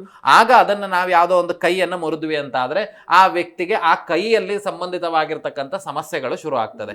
ಅವನು ಅಷ್ಟು ಅನುಷ್ಠಾನವಂತ ಆದ್ರೆ ಅವನಿಲ್ಲಿ ಕೈಗೇನಾದ್ರೂ ತೊಂದರೆ ಮಾಡ್ದ ಅಂತ ಆದ್ರೆ ಆ ವ್ಯಕ್ತಿಗೆ ಕೈಗಲ್ಲಿ ತೊಂದರೆ ಆಗ್ಲೇಬೇಕು. ಅದನ್ನೇ ಹೇಳುವಂಥದ್ದು ಮಂತ್ರವಾದ ಅಂತ. ಅದಕ್ಕೆ ಈಗಿನ ಕಾಲಘಟ್ಟದಲ್ಲಿ ಎಲ್ಲ ಸರ್ವೇಶಾಂ ಕಾಂಚನಮಾಶ್ರಯಂತೆ, ದುಡ್ಡಿಗೋಸ್ಕರವೇ ಮಾಡ್ತಾ ಇದ್ದಾರೆ. ಆದ್ರಿಂದ ಸರಿಯಾಗಿ ತಿಳಿದಂತ ವ್ಯಕ್ತಿಗಳು ಪ್ರಶ್ನಾ ಚಿಂತನೆಯನ್ನು ಮಾಡಿದಲ್ಲಿ ಯಾವುದೇ ಪ್ರಯೋಗವನ್ನು ಮಾಡಿಕೊಡೋದಿಲ್ಲ. ಯಾಕೆ ಅಂತ ಕೇಳಿದ್ರೆ ಅವರಿಗೊಂದಿಷ್ಟು ಮಾನದಂಡಗಳು ಅನ್ನುವಂಥದ್ದು ಇರ್ತದೆ. ಹಣದ ಆಸೆಗಾಗಿ, ಹೆಣ್ಣಿನ ಆಸೆಗಾಗಿ, ಮಣ್ಣಿನ ಆಸೆಗಾಗಿ, ಅಥವಾ ಒಬ್ಬರ ದ್ವೇಷವನ್ನ ಪ್ರೇರೇಪಣೆ ಕೊಡ್ಲಿಕ್ಕಾಗಿ, ಈ ಮತ್ತೆ ಇನ್ನು ಹಲವಾರು ಮಾನದಂಡಗಳಿದ್ದಾವೆ. ಆ ಮಾನದಂಡಗಳನ್ನ ಹೊರತುಪಡಿಸಿ ಯಾರಾದ್ರೂ ಬಂದ್ರು, ಹೌದು ಇವರಿಗೆ ಈ ರೀತಿ ಆಗಿರುವಂತ ಮೋಸ ಆಗಿದೆ, ಹಾಗಾಗಿ ಇವರಿಬ್ಬರನ್ನ ಒಂದು ಮಾಡಬೇಕು ಅನ್ನುವಂಥದ್ದಿದ್ರೆ ಮಾತ್ರ ಆ ಮಾಂತ್ರಿಕರು ಮಾಡಿಕೊಡೋದು. ಈಗ ಯಾರೋ ಒಂದು ಕಾಲೇಜಲ್ಲಿ ಹೋಗ್ತಾ ಇರ್ತಾರೆ, ನಂಗೆ ಆ ಹುಡುಗಿ ಇಷ್ಟ ಗುರುಗಳೇ ಅಂತೇಳಿ ನಾಳೆಯಿಂದ ನಮಗೆ ಸುಮಾರಷ್ಟು ಮೆಸೇಜ್ ಬರ್ತಿರುತ್ತೆ. ಮಾಂತ್ರಿಕರು ಅಂತ ಬರ್ತಿದ್ದಾಗೆ, ಗುರುಗಳೇ ನಾನೊಂದು ಹುಡುಗಿಯನ್ನು ಇಷ್ಟಪಟ್ಟಿದ್ದೇನೆ, ಹತ್ರ ಮಾಡಿಕೊಡಿ ಅಂತ ಹೇಳಿ. ಈಗ ಬೇರೆಯವರಾದ್ರೆ ಅದಕ್ಕೆ ಗುರುವಾದ ಒಬ್ಬ ಮನುಷ್ಯನಿಗೆ ವಿದ್ಯೆಯನ್ನ ಕೊಡುವಂತ ಸಂದರ್ಭದಲ್ಲಿ ಆ ವಿದ್ಯೆಯನ್ನ ಹೇಗೆ ಉಪಯೋಗಿಸ್ಕೊಳ್ತಾನೆ ಅನ್ನುವಂಥದ್ದು ಗುರುವಿನ ಜ್ಞಾನಕ್ಕೆ ಇರ್ತದೆ. ಅಂತವರಿಗೆ ಮಾತ್ರ ವಿದ್ಯೆಯನ್ನು ಕೊಡುವಂಥದ್ದು. ಅಂತ ಸಂದರ್ಭದಲ್ಲಿ ನಾವು ಹೇಳ್ತೇವೆ, ಆ ಥರದ್ದೆಲ್ಲ ಇಲ್ಲಪ್ಪ ನನಗೆ ಗೊತ್ತಿಲ್ಲ ಅದೆಲ್ಲ ಮಾಡ್ಕೊಡಕ್ಕೆ ಅಂತಾನೆ ನಾನು ಸುಮ್ಮನೆ ಹೇಳಿಬಿಡ್ತೇನೆ. ಯಾಕೆ ಅಂತ ಕೇಳಿದ್ರೆ ಅವರಿಗೆ ಹೇಳುವಂಥದ್ದು, ಹಣ ಕೊಡಿ ಅನ್ನುವಂಥದ್ದು, ತಗೊಳ್ಳುವಂಥದ್ದು, ನಾಳೆ ದಿನ ಆಗ್ಲಿಲ್ಲ ಅಂದ್ರೆ ಮತ್ತೆ ಇನ್ನೊಂದಿಷ್ಟು ಆಗುವಂಥದ್ದು, ಆ ಕೆಲಸಗಳನ್ನ ಮಾಡಬಾರ್ದು. ಮಾಡಿದ್ರೆ ಏನಾಗ್ತದೆ, ಆಯ್ತು ಗುರುಗಳೇ ಈಗ ಪಾಪ ಏನೋ ಹುಡುಗಿ ಇಷ್ಟಪಟ್ಟಿದ್ದಾರೆ, ಸರಿ ಮಾಡ್ಕೊಟ್ಬಿಡಿ ಅಂತ ಕೇಳಿದ್ರೆ ನನ್ನ ಹಿಂದೆ ಇರುವಂತ ದೇವತೆ ಯಾವುದು ಅಂತ ಕೇಳಿದ್ರೆ ಧರ್ಮದೈವ ಅಂತ ಹೇಳಿ. ಅವಳು ನನಗೆ ಹೇಳಿರುವಂತದ್ದೇನು, ನೀ ಧರ್ಮ ಕೆಲಸಗಳನ್ನ ಮಾಡು, ಅಧರ್ಮ ಕೆಲಸಗಳನ್ನ ಬಿಡಬೇಕು ಅಂತ ಹೇಳಿ. ನಾನು ಅವಳಿಗೆ ಅದನ್ನು ಮಾಡಿಕೊಟ್ಟೆ ಅಂತಾದ್ರೆ ನನ್ನ ತಾಯಿ ನನ್ನನ್ನು ತ್ಯಜಿಸ್ತಾಳೆ, ನನ್ನ ಒಟ್ಟಿಗೆ ಇರೋದಿಲ್ಲ, ಅಥವಾ ನಾನು ಅದನ್ನ ಮಾಡಬಾರ್ದು ಅನ್ನುವಂಥ ಮಾನದಂಡಗಳಿದ್ದಾವೆ. ಆದ್ರೆ ವಿಚಾರ ವಿಮರ್ಶೆಗಳನ್ನ ನಾವು ಯಾಕೆ ಮತ್ತೆ ಪುನಃ ಈ ವಶೀಕರಣ ವಿಷಯಗಳನ್ನ ನಾವು ಯಾಕೆ ತೆಗೆದುಕೊಳ್ತೇವೆ ಅಂತ ಕೇಳಿದ್ರೆ, ಈಗಿನ ಕಾಲಘಟ್ಟದಲ್ಲಿ ಆನ್ಲೈನಲ್ಲಿ ಬಂದ್ಬಿಟ್ಟಿದೆ. ಏನು ಅಂತ ಕೇಳಿದ್ರೆ, ನಿಮಗೆ ಒಬ್ಬರನ್ನೊಬ್ಬರನ್ನ ಇಷ್ಟ ಕೊಡ್ಬೇಕೆ, ಅಥವಾ ಒಬ್ರು ಇದು ಎಂತ ಅವರು ಸತ್ತು ಹೋಗುವಂತೆ ಮಾಡ್ಬೇಕಾ, ಅಥವಾ ಮತ್ತೆ ಇನ್ನೊಂದಿಷ್ಟಲ್ಲ ಪಾಂಚಜನ್ಯ ಶಂಕ ಅಂತ ಬಂದಿದೆ. ಪಾಂಚಜನ್ಯ ಶಂಕ ಇರೋದು ಯಾರ ಹತ್ರ? ವಿಷ್ಣುವನ ಹತ್ರ ಒಬ್ಬನತ್ರನೇ ಇರೋದು. ಇವತ್ತಿನ ಕಾಲದಲ್ಲಿ ಪಾಂಚಜನ್ಯ ಶಂಕ ಅನ್ನುವಂಥದ್ದು 500 ರೂಪಾಯಿಗೆ ಮಾರ್ತಿದ್ದಾರೆ. ಅಯ್ಯೋ, ದುಡ್ಡಿಗೋಸ್ಕರವಾಗಿ ಏನೆಲ್ಲ ಮಾಡ್ತಾ ಇದ್ದಾರೆ ಜನ. ಪಾಂಚಜನ್ಯ ಶಂಕ ಅನ್ನುವಂಥದ್ದು ತುಂಬಾ ಅದ್ಭುತವಾಗಿರ್ತಕ್ಕಂಥದ್ದು, ಬಲಮುರಿ ಶಂಕ ಅನ್ನುವಂಥದ್ದು. ಅದೆಲ್ಲ ಇವತ್ತು ಕಾಳಸಂತೆಯಲ್ಲಿ ಮತ್ತೆ ಒಬ್ಬರನ್ನ ನೀವು ಮರಣ ಹೊಂದುವಂತೆ ಮಾಡಬೇಕಾ, 48 ದಿನಗಳಲ್ಲಿ ಮಾಡಿಕೊಡ್ತೇವೆ ಅಂತ ಹೇಳಿ ಜಾಹೀರಾತನ್ನ ಕೊಡ್ತಾ ಇದ್ದಾರೆ. ಜನರು ಈ ವಿಚಾರಗಳಲ್ಲಿ ಮೋಸ ಹೋಗಬಾರ್ದು ಅನ್ನುವಂಥ ವಿಚಾರಗಳಿಂದ ಮತ್ತೆ ಪುನಃ ಈ ವಿಚಾರಗಳಲ್ಲಿ ಜ್ಞಾನವನ್ನ ಕೊಡ್ಲಿಕ್ಕೋಸ್ಕರವಾಗಿ ನಾವು ಈ ಕಾರ್ಯಕ್ರಮವನ್ನ ಹೇಳುವಂಥದ್ದೆಲ್ಲ ಮಾಡ್ತಾ ಇದ್ದೇವೆ. ಬಿಟ್ರೆ ಮೇಲ್ಕಾಲಕ್ಕೆ ಬೇಕಾಗಿರುವಂಥ ವಸ್ತುಗಳು ಅಥವಾ ಆ ವಶೀಕರಣ ವಿಷಯಗಳು ಅನ್ನುವಂಥದ್ದು ಅಕ್ಷರ ಸಹ ಸತ್ಯ. ರೀತಿಯ ನಾನು ನೋಡಿದಂಥ ರೀತಿಯಲ್ಲೇ ಕೆಲವರೆಲ್ಲ ಹಿಂದ್ಗಡೆ ಎಲ್ಲ ಇದ್ರು, ಹಿಂದಿನ ಕಾಲದಲ್ಲೆಲ್ಲ ಇದ್ರು. ಹೇಗೆ ಅಂತ ಕೇಳಿದ್ರೆ, ಒಬ್ಬ ವ್ಯಕ್ತಿ ಯಾರಾದ್ರೂ ಅಧಿಕಾರಿಗಳು ಊರೊಳಗಡೆ ಬರ್ತಿದ್ದಾರೆ ಅಂತ ಕೇಳಿದ್ರೆ ಆ ವ್ಯಕ್ತಿ ಅವ್ರ ಮನೆಗೆ ಬಂದು ಊಟ ಉಪಚಾರಗಳನ್ನು ಮಾಡ್ಕೊಂಡು ವಾಪಸ್ ಸುಮ್ಮನೆ ಹಾಗೆ ಹೋಗ್ಬಿಟ್ಟಿದ್ದಾನೆ. ಅವನಿಗೆ ಯಾವ ಕೆಲಸವನ್ನು ಮಾಡ್ಲಿಕ್ಕೆ ಬಂದಿದ್ದೆ ಅನ್ನುವಂಥದ್ದೇ ಮರ್ತೋಗ್ಬಿಟ್ಟಿದೆ. ಈ ತರ ಇತಿಹಾಸಗಳೆಲ್ಲ ಒಬ್ಬೊಬ್ಬರು ಮನೇಲಿ ಒಂದೊಂದು ರೀತಿ ಸಿಗ್ತದೆ. ಆದ್ರೆ ಈಗಿನ ಕಾಲದಲ್ಲೆಲ್ಲ ಮತ್ತೆ ಇನ್ನೊಂದು ವಶೀಕರಣ ಮಾಡುವಂಥದ್ದು, ನಮ್ಮ ಮನೆಯಲ್ಲಿ ಹಸುಗಳು ಕಳೆದೋಗಿರ್ತದೆ ಅಥವಾ ಯಾರೋ ಮನೆಯನ್ನು ಬಿಟ್ಟು ಹೋಗಿರ್ತಾರೆ, ಅವರ ಪ್ರಾಣಶಕ್ತಿಗಳನ್ನು ತೆಗೆದುಕೊಂಡು ಯಾವ ಮನೆಯನ್ನ ತ್ಯಜಿಸಿರ್ತಾರೆ ಆ ಮನೆಯಲ್ಲಿ ನಾವು ಅದನ್ನ ಇಡುವಂಥದ್ದು ಅಥವಾ ಅದನ್ನ ನಾವು ಆರಾಧನೆ ಮಾಡುವಂಥದ್ದು ಮಾಡಿದಾಗ ಹೋದಂಥ ವ್ಯಕ್ತಿಯೂ ಸಮೇತ ಮರಳಿ ಇಲ್ಲಿಗೆ ಬರುವಂಥದ್ದು. ಆ ಸಂದರ್ಭಗಳಲ್ಲೆಲ್ಲ ವಶೀಕರಣಾದಿಗಳನ್ನೆಲ್ಲ ಮಾಡುವಂಥದ್ದು ಸೂಕ್ತತೆ. ಆಗ ಮಾಡಬೇಕು,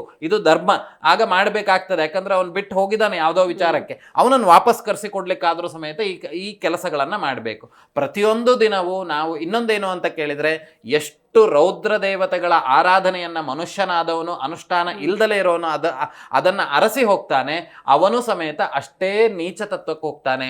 ಅವನ ಜೀವನದಲ್ಲೂ ಸಮೇತ ಅವನು ಅಷ್ಟೇ ಕೆಳಗೆ ಹೋಗ್ತಾನೆ ಮತ್ತು ಅವನಿಗೂ ಸಮೇತ ಅಷ್ಟು ಪೆಟ್ಟುಗಳು ಅನ್ನುವಂಥದ್ದು ಬರ್ತದೆ. ಚತ್ವಾರಿ ಸಮಭಾಗಿನಃ, 4 ಜನರಿಗೂ, ಯಾರು ಪ್ರೇರೇಪಣೆ ಕೊಟ್ಟವನಿಗೂ, ಕರ್ತ ಕಾರಯಿಶ್ಚೈವ ಅಂತ ಹೇಳಿದ್ರೆ ಕರ್ತ ಅಂದ್ರೆ ಮಾಡುವವನು, ಕಾರಯಿಶ್ಚೈವ ಮಾಡುವವನು, ಪ್ರೇರಕ ಅನುಮೋದಕ ಅಂತ ಹೇಳಿದ್ರೆ ಅದಕ್ಕೆ ಪ್ರೇರೇಪಣೆಯನ್ನು ಕೊಟ್ಟವನು, ಹೇ ನೀ ಮಾಡಿಸೋ, ವಶೀಕರಣ ಮಾಡಿಸೋ ಅಂದವನಿಗೆ, ಮತ್ತೆ ಮತ್ತೆ ಅದಕ್ಕೆ ಸಹಾಯ ಮಾಡಿದವರು, ಈ ಅಷ್ಟೂ ಜನಕ್ಕೆ ಸುಕೃತಂ ದುಃಕೃತಂ ವಾ, ನೀನು ಸುಖದ ಕೆಲಸಗಳನ್ನ ಧರ್ಮ ಕೆಲಸಗಳನ್ನ ಮಾಡಿದ್ರೆ ಅವ್ರು 4 ಜನಕ್ಕೂ ಸಮೇತ ಈ ಧರ್ಮದ ಪಾಲು ಅನ್ನುವಂಥದ್ದು ಹೋಗ್ಬಿಡ್ತದೆ. ದುಷ್ಕೃತಂ ವಾ, ಆ ದುಷ್ಕೃತವನ್ನೇ ಮಾಡಿದ್ದು, ಈ ಮಾಟ ಮಂತ್ರಾದಿಗಳನ್ನ ಮಾಡಿದ್ದು, ಒಬ್ರು ಸತ್ತೋಗ್ಲಿ ಅಂತ ಮಾಡಿದ್ದು, ಒಬ್ರಿಗೆ ಕೈಕಾಲು ಹಾಳಾಗ್ಲಿ ಅಂತ ಮಾಡಿದ್ದು, ಒಬ್ರಿಗೆ ವಶೀಕರಣ ಮಾಡಿದ್ದು, ಗಂಡ ಹೆಂಡತಿ ಮಧ್ಯೆ ಜಗಳ ತಂದು ಇಟ್ಟಿದ್ದು, ಇದ್ರ ಫಲಗಳು ಇದೇ ರೀತಿಯಾಗಿ ಹೇಗೆ 4 ಜನರಿಗೆ ಶುಭ ಕೆಲಸಗಳನ್ನು ಮಾಡಿದ್ರೆ ಯಾರ್ಯಾರು ನಮಗೆ ಸಹಾಯ ಮಾಡಿದ್ರು ಅವರಿಗೆ ಹಂಚಿ ಹೋಗ್ತದೆಯೋ, ಈ ಕೆಲಸಗಳನ್ನು ಮಾಡಿದ್ರು ಹಾಗೆ ಹಂಚಿ ಹೋಗ್ತದೆ. ಆಗ ಇವ್ರ ಕುಟುಂಬದಲ್ಲೂ ಅದರ ಸಂಜನಿತವಾಗಿರ್ತಕ್ಕಂಥ ದೋಷಗಳು ಅನ್ನುವಂಥದ್ದು ಮಕ್ಕಳಿಗೆ ಹುಟ್ಟುತ್ತದೆ.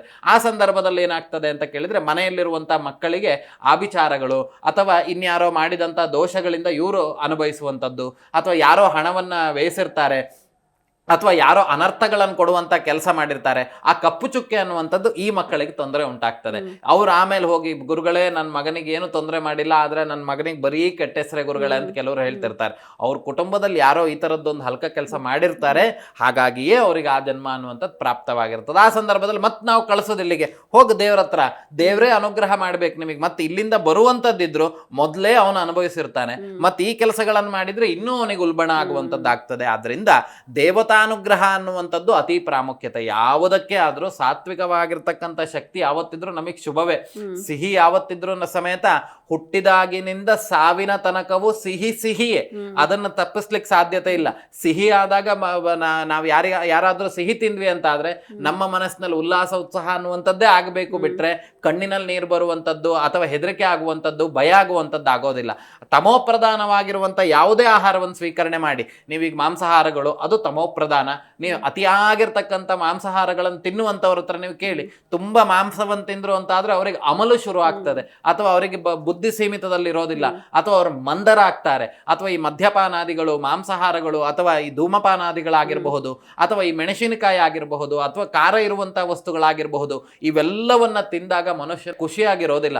ಖಾರ ಅಂತ ಹೇಳಿ ಹೇಳ್ತಾನೆ, ಆದ್ರೆ ಅದು ಬೇಕೋ ಜೀವನಕ್ಕೆ? ಎರಡೂ ಬೇಕು ನಮಗೆ. ದೇವರ ಮನೆಯೂ ಇದೆ, ಹಾಗೆ ಮಲಗುವಂತ ಕೋಣೆಯೂ ಇದೆ, ಹಾಗೆ ಮಲೀನ ಮಾಡುವಂತ ಶೌಚಾಲಯವೂ ಮನೆಯಲ್ಲಿದೆ. ಯಾಕಾಗಿ ಅಂತ ಕೇಳಿದ್ರೆ, ಒಂದು ಮನೆ ಅಂತ ಹೇಳಿದ್ರೆ ಅವೆಲ್ಲವೂ ಬೇಕು. ಹಾಗೆ ಒಂದು ದೇಶ ಅಂತ ಹೇಳಿದ್ರೆ ಸಾತ್ವಿಕವಾಗಿರ್ತಕ್ಕಂಥ ಶಕ್ತಿಗಳು ಬೇಕು, ಹಾಗೆ ರಾಜಸವಾಗಿರ್ತಕ್ಕಂಥ ಶಕ್ತಿಗಳು ಬೇಕು, ತಮೋಪ್ರಧಾನವಾಗಿರ್ತಕ್ಕಂಥ ಶಕ್ತಿಗಳು ಬೇಕು. ಅದೇ ರೀತಿಯಾಗಿ ವರ್ಣಾಶ್ರಮದಲ್ಲಿ ನೋಡೋದಾದ್ರೆ ಪ್ರತಿಯೊಂದು ಊರಿಗೂ ಸಮೇತ ಬ್ರಾಹ್ಮಣ, ಕ್ಷತ್ರಿಯ, ಶೂದ್ರ, ವೈಶ್ಯ ಅನ್ನುವಂಥವನು ಬೇಕಾಗಿಯೇ ಬೇಕಾಗಬೇಕು. ಹಾಗಾಗಿ ಕೆಟ್ಟ ಶಕ್ತಿಗಳು ಎಷ್ಟು ಪ್ರಾಮುಖ್ಯತೆಯೋ ಕೆಟ್ಟ ಜನರು ಅಷ್ಟೇ ಪ್ರಾಮುಖ್ಯತೆ. ಹಾಗೆ ನೋಡ್ತಾ ಇರ್ತೇವೆ, ಐಸಿಯುದಲ್ಲಿ ಹೋಗಿ ನಾವು ಹೋದಾಗ ಅಲ್ಲೊಂದು ಲೈನ್ ಹೋಗಿರ್ತದೆ, ಅದು ಹೀಗೆ ಮೇಲೆ ಕೆಳಗೆ ಮೇಲೆ ಕೆಳಗೆ ಮೇಲೆ ಕೆಳಗೆ ಆಗ್ತಿದ್ರೆ ಮಾತ್ರ ಅವನು ಬದುಕಿದಾನೆ ಅಂತ. ಸ್ಟ್ರೈಟ್ ಆಯ್ತು ಅಂತ ಆದ್ರೆ ಅವನು ಬದುಕಿಲ್ಲ ಅಂತ ಹೇಳಿ. ಹಾಗೆ ಜೀವನದಲ್ಲಿ ಏರು ಇಳಿತಗಳು ಅನ್ನುವಂಥದ್ದು ಮನುಷ್ಯನಿಗೆ ಬಂದೇ ಬರ್ತದೆ, ಬರಲೇಬೇಕು. ಇಲ್ಲ ಅಂತ ಹೇಳಿದ್ರೆ ಅದನ್ನ ಜೀವನ ಅಲ್ಲ. ಈಗ ನಿಮಗಾಗ್ಲಿ ಅಥವಾ ನಾವು ಕೂತಿರೋರಿಗೆ ಇದ್ದವರಿಗಾಗ್ಲಿ ನಮಗೆ ಕಷ್ಟದ ಚಿಂತೆಯೇ ಇಲ್ಲ ಅಥವಾ ಅದರ ಅನುಭವವೇ ಇಲ್ಲ, ನಾವು ಎಲ್ಲವೂ ಸುಖದಿಂದ ನಡೀತಿದ್ದೇವೆ ಅಂತ ಆದ್ರೆ ಆ ಜೀವನ ಅನ್ನುವಂಥದ್ದು ಬೋರ್ ಆಗ್ಬಿಡ್ತದೆ. ಯಾಕಂದ್ರೆ ಏನಿದೆ ಇದ್ರಲ್ಲಿ ಏನು ಸತ್ವ ಅನ್ನುವಂಥದ್ದಿಲ್ಲ. ಹಾಗಾಗಿಯೇ ಹೇಳುವಂಥದ್ದು ಜೀವನದಲ್ಲಿ ಏರಿಳಿತಗಳು ಇರಬೇಕು, ಕಷ್ಟಗಳೂ ಬರಬೇಕು, ದುಃಖಗಳೂ ಬರಬೇಕು. ಆಗ ಮಾತ್ರ ಮನುಷ್ಯ ಪರಿಪಕ್ವನಾಗ್ಲಿಕ್ಕೆ ಸಾಧ್ಯತೆ. ಹಾಗೆ ಈ ವಶೀಕರಣಾದಿಗಳು ಇರುವಂಥದ್ದು ಅದಕ್ಕಾಗಿಯೇ. ಕೆಲವೊಂದು ಪ್ರಯೋಗಗಳನ್ನ, ಕೆಲವೊಂದು ಸ್ಥಿತಿಗತಿಗಳನ್ನ, ಅದಕ್ಕಾಗಿಯೇ ಕೆಲವೊಂದು ದೇವತೆಗಳು ಅನ್ನುವಂಥದ್ದಿದೆ. ಈಗ ಕೆಲವೊಂದು ಲವಣ ಮಂತ್ರ ಅಂತೇಳಿ ಹೇಳ್ತಾರೆ ಮಂತ್ರವಾದದಲ್ಲಿ. ಅಥರ್ವಣ ವೇದದಲ್ಲಿ ಲವಣ ಮಂತ್ರ ಅಂತ ಹೇಳಿ, ಲವಣ ಅಂತ ಹೇಳಿದ್ರೆ ಉಪ್ಪು ಅಂತ ಹೇಳಿ ಹೇಳ್ಬೋದು, ಆದ್ರೆ ಇಲ್ಲಿ ಬೇರೆ ಅರ್ಥಗಳನ್ನ ಕೊಡ್ತದೆ. ಆ ದೇವತೆಯ ವಿಚಾರಗಳು ಅಷ್ಟೇ. ಏನು ಅಂತ ಕೇಳಿದ್ರೆ ಬಹಳ ಸುಂದರವಾಗಿರ್ತಕ್ಕಂತಹ ದೇವಿ ಅಂತ ಹೇಳು, ತುರಂಗ ಅನ್ನುವಂಥ ಒಂದು ವಿಷಯ. ಅವಳು ತುಂಬ ಸುಂದರವಾಗಿರುವಂಥವಳು. ಅವಳನ್ನ ದೃಷ್ಟಿ, ಕೇವಲ ಅವಳ ದೃಷ್ಟಿಗೆ ನಾವು ಒಂದ್ಸಲಿ ನೋಡಿದ್ವಿ ಅಂತ ಆದರೆ ಆ ಒಂದು ದೃಷ್ಟಿಯನ್ನು ನಾವು ಹಿಂದ್ಗಡೆ ತಗೊಳ್ಳಿಕ್ಕೆ ಸಾಧ್ಯತೆ ಇಲ್ಲ ಅಂತೆ. ಅಷ್ಟು ಸುಂದರಳಾಗಿರ್ತಕ್ಕಂತಹ ಒಂದು ಯುವತಿಯಂತೆ. ಅವಳ ಶಕ್ತಿ ಏನು ಅಂತ ಕೇಳಿದ್ರೆ ಒಬ್ಬರನ್ನೊಬ್ಬರನ್ನ ಸಂಮೋಹಿತರನ್ನಾಗಿ ಮಾಡುವಂಥದ್ದು, ಎಲ್ಲರನ್ನ ಸಂಮೋಹಿತರಾಗಿ ಮಾಡ್ತಾ ಬರ್ತಾಳೆ. ಹಾಗೆ ಷಟ್ಪ್ರಯೋಗಗಳಲ್ಲೂ ಅಷ್ಟೇ. ಶಿವನಲ್ಲೂ ಷಟ್ಪ್ರಯೋಗ ಇದೆ, ಶೈವದಲ್ಲೂ ಷಟ್ಪ್ರಯೋಗ ಇದೆ, ವೈಷ್ಣವದಲ್ಲೂ ಷಟ್ಪ್ರಯೋಗ ಇದೆ. ಆ ಮೂರೂ ಷಟ್ಪ್ರಯೋಗದಲ್ಲೂ ಸಮೇತ ವಶೀಕರಣ ಅನ್ನುವಂಥದ್ದು ಪ್ರಯೋಗಗಳಿದ್ದಾವೆ. ಅದನ್ನ ಯಾರಿಗೆ ಯಾವುದು ವರ್ಕ್ ಆಗ್ತದೆ. ಈಗ ಒಂದು ಸಣ್ಣ ಮಗುವಿಗೆ ನಾವು ಯಾವುದಾದ್ರೂ ಬಟ್ಟೆಯನ್ನು ಹೊಲಿಸೋದಾದ್ರೆ ಯಾವ ಬಟ್ಟೆಯನ್ನು ಕೊಡ್ತೇವೆ, ಆ ಮಗು ಎಷ್ಟು ಉದ್ದ ಉಂಟು ಅದಕ್ಕೆ ಬಟ್ಟೆಯನ್ನು ಕೊಡ್ತೇವೆ. ಅದೇ ಮಗುವಿಗೆ ದೊಡ್ಡ ಬಟ್ಟೆ ತಗೊಂಡೋಗಿ ಕೊಟ್ರೆ ಅದು ಉಪಯೋಗಿಸ್ಲಿಕ್ಕೆ ಆಗಲ್ಲ. ಹಾಗೆಯೇ ಯಾರಿಗೆ ಯಾವ ಪ್ರಯೋಗವನ್ನು ಮಾಡಬೇಕು ಅದನ್ನು ಆ ಪ್ರಶ್ನಾ ಚಿಂತನೆಯಲ್ಲಿ ನೋಡಿಕೊಂಡು ಇವರಿಗೆ ಇದು ಸರಿಯಾಗ್ತದೆ ಅನ್ನುವಂಥದ್ದು ನಮಗೆ ಪ್ರಶ್ನೆಯಲ್ಲಿ ಗೋಚರಕ್ಕೆ ಬರ್ತದೆ.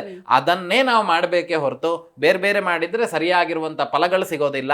ಮತ್ತೆ ಇನ್ಯಾವುದೇ ರೀತಿಯಾಗಿರುವಂಥ ಇದಕ್ಕೆ ಯಾವ ದೇವತಾನುಗ್ರಹ ಆಗಬೇಕು ಅಂತಾದ್ರೂ ಯಾವುದೇ ಮನುಷ್ಯ ರೂಪೇಣ ಅಂತ ಹೇಳಿದ್ರೆ ಮನುಷ್ಯನಾದವನು ಕೊಟ್ಟಂತ ವಸ್ತುಗಳಿಂದ ನಮಗೆ ಅನುಕೂಲ ಆಗೋದಿಲ್ಲ. ನೀವು ಯಾವ ದೇವತಾರಾಧನೆಯನ್ನು ಮಾಡಿ ಫಲವನ್ನ ಪಡೆದುಕೊಳ್ತೀರೋ ಅದರಿಂದ ಮಾತ್ರ ನಮಗೆ ಫಲ ಬರುವಂಥದ್ದು. ಬಿಟ್ರೆ ನಮ್ಮ ಮನೇಲಿ ಯಾರೋ ಭಟ್ರು ಹೇಳಿದ್ರು ಅದನ್ನ ತಗೊಂಡು ಇಟ್ಟು ಕೂಡಲೇ ನಾವು ಸೌಕರ್ಯ ಆಗ್ಲಿಕ್ಕೆ ಆಗಲ್ಲ. ಲಾಫಿಂಗ್ ಬುದ್ಧ ಅಂತ ಹೇಳ್ತಾರೆ, ಲಾಫಿಂಗ್ ಬುದ್ಧ ತಂದು ಇಡ್ತಿದ್ದಂಗೆ ಮನೇಲಿ ಫುಲ್ ಚಿನ್ನದ ಮಳೆ ಸುರಿಯತ್ತಂತೆ. ಈ ತರ ಜನರನ್ನ ಮಂಗ ಮಾಡೋದು. ಪಾಪ ಭಿಕ್ಷುಕರ ಮನೆಯಲ್ಲೂ ಸಮೇತ ಲಾಫಿಂಗ್ ಬುದ್ಧನ ಇಟ್ಕೊಂಡಿರ್ತಾರೆ, ಆದ್ರೆ ಅವ್ರ ಮನೇಲಿ ನಗು ಅನ್ನೋದೇ ಇರೋದಿಲ್ಲ. ಅದೆಲ್ಲ ಏನು ಅಂತ ಕೇಳಿದ್ರೆ ಕೇವಲ ಜನರನ್ನ ಮರಳು ಮಾಡ್ಲಿಕ್ಕಾಗಿ ಇರುವಂಥದ್ದು. ಹಾಗಾಗಿ ಈ ವಶೀಕರಣ ಪ್ರಯೋಗಗಳು ಅನ್ನುವಂಥದ್ದು ಇವತ್ತೂ ಇದೆ, ನೆನ್ನೆಯೂ ಇತ್ತು, ಮುಂದೆಯೂ ಇರ್ತದೆ. ಯಾಕೆ ಅಂತ ಕೇಳಿದ್ರೆ ಎಷ್ಟೋ ಜನ, ನಾನೀಗ ಹೇಳ್ತಾ ಇರ್ತೇನೆ ಏನು ಅಂತ ಕೇಳಿದ್ರೆ ಶೈವ, ಶಾಕ್ತೇಯ, ವೈಷ್ಣವ ಅಂತ ಹೇಳಿ ಈ ಶಿವನನ್ನೇ ಪ್ರಧಾನವಾಗಿ ಆರಾಧನೆ ಮಾಡ್ಕೊಂಡು ಬಂದಂಥ ಕುಟುಂಬಗಳಿದ್ದಾವೆ. ಅದೇ ರೀತಿಯಾಗಿ ಎಲ್ಲ ಶಕ್ತಿಯಲ್ಲೂ ಸಮೇತ, ಎಲ್ಲ ದೇವತಾ ಶಕ್ತಿಯಲ್ಲೂ ತ್ರಿಗುಣಾತ್ಮಿಕ ಶಕ್ತಿ ಅಂತ ಹೇಳಿದ್ರೆ ಅದೇ ಈಶ್ವರ, ಬ್ರಹ್ಮ, ವಿಷ್ಣು, ಮಹೇಶ್ವರರ ಶಕ್ತಿ ಆದಿಯಾಗಿಯೂ ಈ ವಶೀಕರಣ ಪ್ರಯೋಗಗಳು ಅನ್ನುವಂಥದ್ದು ಇದೆ. ಹಾಗಾಗಿ ಅದನ್ನು ಯಾವ ಸಂದರ್ಭದಲ್ಲಿ ಪ್ರಯೋಗಾದಿಗಳನ್ನು ಮಾಡಬೇಕೋ ಆಗಲೇ ಮಾಡಬೇಕಾಗ್ತದೆ. ಕೆಲವ್ರನ್ನ ನೋಡಿರ್ಬೋದು ನೀವು, ಹೋದೆ ಮರೆಯ ನನ್ನನ್ನು ಒಪ್ಕೊಳ್ಳೋರೇ ಅಲ್ಲ ಅವರು, ಅದು ಹೇಗೋ ಒಪ್ಕೊಂಡ್ಬಿಟ್ರು ಆ ಸಂದರ್ಭದಲ್ಲಿ.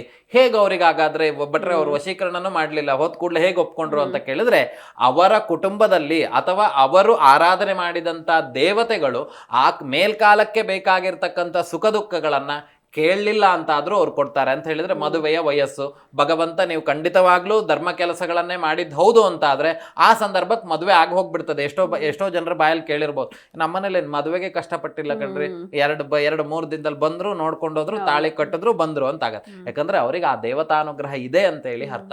ಭಗವಂತನಾದವನು ಹೇಗೆ ಅಂತ ಕೇಳಿದ್ರೆ ಮಕ್ಕಳಿಗೆ ಮೇಲ್ಕಾಲಕ್ಕೆ ಏನೇನ್ ಬೇಕೋ ಅವನಿಗೆ ಪ್ರತಿಯೊಂದು ಗೊತ್ತಿರುತ್ತಂತೆ. ಅಂತ ಹೇಳಿದ್ರೆ ಇವನು ಮುಂದೆ ಇನ್ನು ವಯಸ್ಸಿಗೆ ಬಂದ, ಇವನಿಗಿನ್ನು ಕಾಲೇಜಿಗೆ ಹೋಗ್ಬೇಕಂತ ಆದರೆ ಆ ಕಾಲೇಜಲ್ಲಿ ಯಾವ ರೀತಿ ಇವನು ಇರಬೇಕು ಅನ್ನುವಂಥ ಬುದ್ಧಿಯನ್ನು ತುಂಬುವಂಥದ್ದು ಯಾರು ಅಂತ ಕೇಳಿದ್ರೆ ಭಗವಂತ ಅಂತೆ.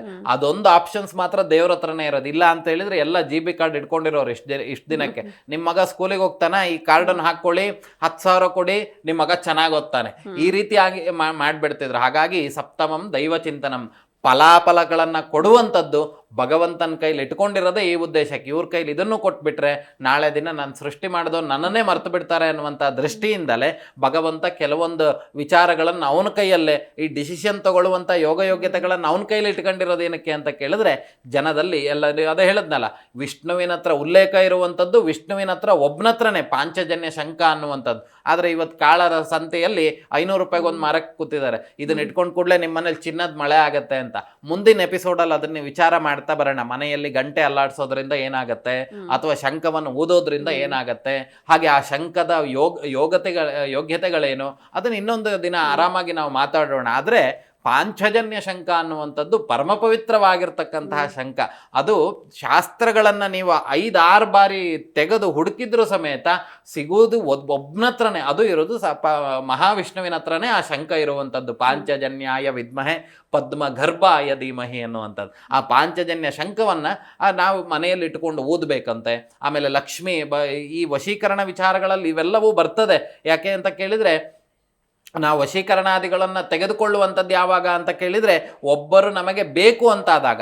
ಹಾಗಾಗಿಯೇ ಈ ವಿಚಾರಗಳಲ್ಲಿ ನಾವು ವಶೀಕರಣಾದಿಗಳನ್ನು ಮಾಡುವಂಥ ಸಂದರ್ಭದಲ್ಲಿ ಬಳಸುವಂಥ ವಸ್ತುಗಳಾಗಿರಬಹುದು, ಅಥವಾ ಈ ವಶೀಕರಣ ಅನ್ನುವಂಥ ಪ್ರಯೋಗಗಳು ಅನಾದಿ ಕಾಲದಿಂದ ಇದೆ. ಯಾಕಂದರೆ ಮನ್ಮಥನಾದವನು, ನಾವು ಹೇಗೆ ಹೋಳಿ ಹಬ್ಬವನ್ನು ಆಚರಣೆ ಮಾಡಬೇಕಾದ್ರೆ ಕಾಮದಹನ ಅಂತ ಏನು ಮಾಡ್ತೇವೆ, ಆ ಮನ್ಮಥ ಎಲ್ಲಿ ತನಕ ಇರ್ತಾನೆಯೋ ಅವನಿರುವುದೇ ಸತ್ಯ ಹೌದು ಅಂತಾದರೆ ಈ ವಶೀಕರಣ ಪ್ರಯೋಗ ಇರುವಂಥದ್ದು ಸತ್ಯ.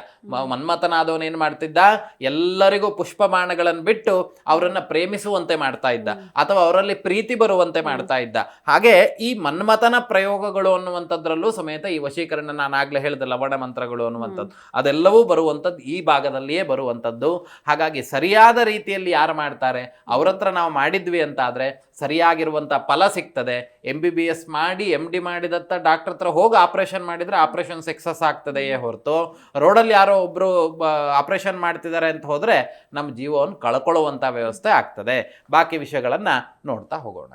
ಖಂಡಿತ ಗುರುಜಿ. ಇನ್ನು ಕೊನೆಯದಾಗಿ ನಮ್ಮ ವೀಕ್ಷಕರಿಗೆ ವಶೀಕರಣದ ಬಗ್ಗೆ ಏನು ಹೇಳ್ತೀರಾ ಅಂತ? ವಶೀಕರಣಾದಿ ವಿಷಯಗಳು ಏನು ಅಂತ ಕೇಳಿದರೆ, ಹೇಗೆ ನಿಮ್ಮ ಮಗು ಹಶುವಾಯಿತು ಅಂತಾದರೆ ನಿಮಗೆ ತಿಳಿತದೆಯೋ ಆಗ ಊಟವನ್ನು ನೀವು ಕೊಡ್ತೀರೆಯೋ, ಹಾಗೆಯೇ ಭಗವಂತ ದೇಶದ ಸಕಲ ಚರಾಚರಗಳಿಗೂ ಸಮೇತ ಅವರಿಗೆ ಏನೇನು ಬೇಕು ಅನ್ನುವಂಥದ್ದು ಅವನಿಗೆ ನಿಮಗಿಂತ ಚೆನ್ನಾಗಿ ಗೊತ್ತಿರ್ತದೆ.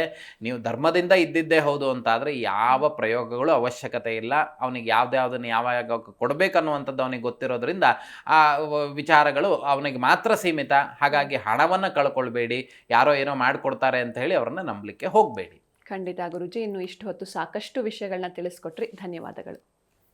ನೋಡಿದ್ರಲ್ವಾ ವೀಕ್ಷಕರೇ, ಇವತ್ತಿನ ಸಂಚಿಕೆಯಲ್ಲಿ ಬಹಳಷ್ಟು ಮಾಹಿತಿಯನ್ನು ತಿಳ್ಕೊಂಡ್ವಿ. ಮತ್ತೆ ಮುಂದಿನ ಸಂಚಿಕೆಯಲ್ಲಿ ಭೇಟಿಯಾಗೋಣ. ನೋಡ್ತಾ ಇರಿ ಜೀ ಕನ್ನಡ ನ್ಯೂಸ್, ಸತ್ಯವೇ ಸುದ್ದಿಯ ಜೀವಾಳ.